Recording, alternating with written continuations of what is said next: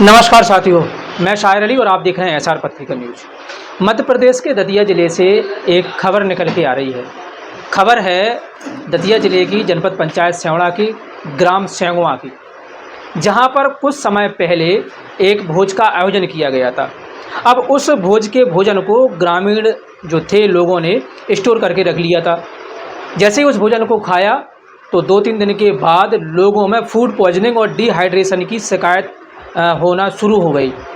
मरीजों की संख्या इतनी बढ़ गई कि वो सैकड़ों के पार चली गई। जो हमारी डॉक्टर और कुछ पेशेंटों से बात हुई तो उन्होंने बताया करीब 200 प्लस मरीजों को जो है फूड पॉइजनिंग हो गई और उनको डिहाइड्रेशन भी हो गया। कुछ मरीजों को जिला अस्पताल में रेफ़र किया गया, वहाँ पर उनका ट्रीटमेंट किया गया और समस्या इतनी बड़ी कि इंदरगढ़ स्वास्थ्य केंद्र से जो पूरा मेडिकल स्टाफ जाकर के ग्राम सेंगवा में उनको वहाँ पर कैंप लगाना पड़ा। कैंप में वहाँ पर लोगों का ट्रीटमेंट किया गया। तो जब डॉक्टर से बात हुई तो डॉक्टर ने भी बताया कि फूड पॉइजनिंग को लेकर ये समस्या जो आई है, जो उन्होंने वो खाना खाया था जो स्टोर करके रख लिया था, उस खाने से लोगों को फूड पॉइजनिंग हुई और फूड पॉइजनिंग काफ़ी हद तक हुई। लोगों को उल्टियाँ, दस्त, फीवर जैसी गंभीर समस्याएँ हुई। अब आप समझ सकते हैं जब कैंप वहाँ लगाना पड़ा तो फिर कितनी बड़ी प्रॉब्लम क्रिएट हो गई उस खाना खाने को लेकर।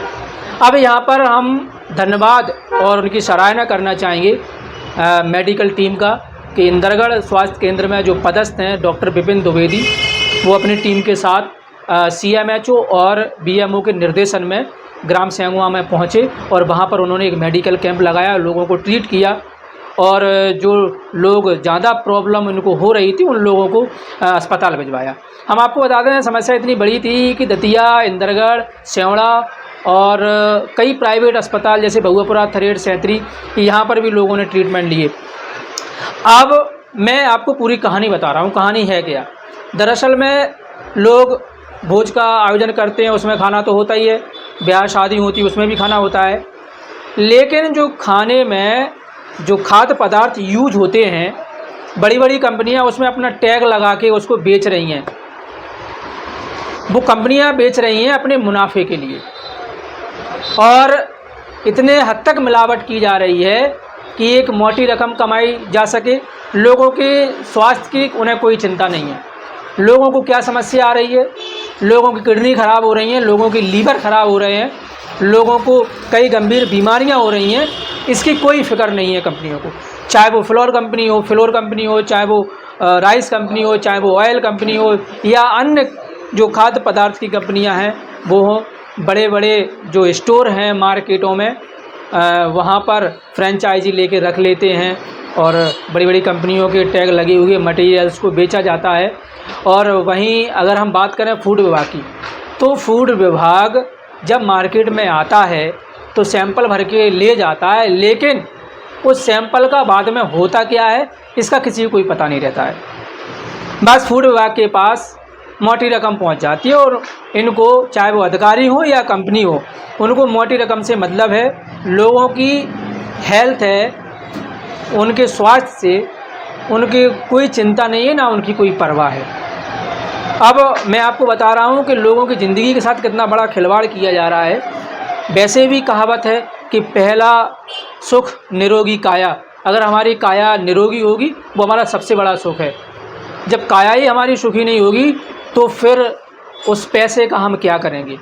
व्यक्ति पहले पैसा कमाने के लिए अपनी सेहत को खो देता है, फिर उसी सेहत को पाने के लिए फिर उसी कमाए हुए पैसे को खर्च करता है, डॉक्टर को देता है, दवाइयों पे खर्च करता है। वहीं अगर जो खाद्य विभाग है, अगर वो जो फूड कंपनियां हैं उन पर अगर गौर कर ले, उन पर अगर शिकंजा कस ले, तो मिलावटी मटेरियल जो मार्केट में बेचे जा रहे हैं उन पर अगर अंकुश लग जाए तो लोगों की स्वास्थ्य थोड़ा सुधर जाएगा। हालांकि हम नहीं कह सकते कि 100% प्योर मार्केट में मिल सकता है, लेकिन हाँ कुछ हद तक अगर गवर्नमेंट चाहे, फूड विभाग चाहे तो कुछ हद तक लगाम लग सकती है, अगर लोगों की स्वास्थ्य की उनको अगर फिक्र हो तो। अब यहाँ पर जो है आप रिपोर्ट देख रहे हैं, वीडियो में साफ तौर पर देख सकते हैं, यहाँ पर पेशेंट भी हैं और कैंप लगा हुआ है। आगे की आप रिपोर्ट।